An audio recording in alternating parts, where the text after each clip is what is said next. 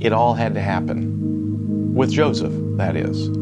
If he was going to be used by God in this mountaintop moment where he forgives his brothers, provides for them, and really is used by God to save the known world from hunger, it all had to happen. I mean, the way it worked, if his brothers had not hated him, they wouldn't have thrown him in the pit.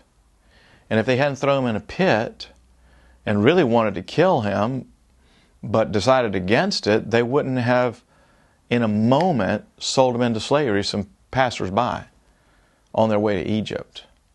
And if he hadn't been sold into slavery, then he couldn't have been in Potiphar's household, where, though he was favored by God and was doing such a good job there, Potiphar's wife wanted Joseph.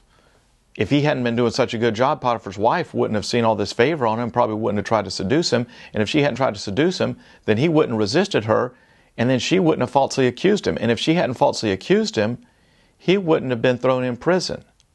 And while he was in prison, if he hadn't shown the capacity to interpret dreams, then when the day came that Pharaoh had a dream that nobody could interpret, then there wouldn't have been anyone except for the cupbearer to Pharaoh, who also had been in prison, who could have known Joseph could interpret dreams, so that Joseph could be brought to Pharaoh so that he could interpret the dream, so that then Pharaoh could make him prime minister of Egypt. It's kind of amazing when you look back on your life, isn't it? How some of the worst things that you've experienced, you realize later, it all had to happen in order for something good that God had in store. God's not the author of evil, but He sure is sovereign over it.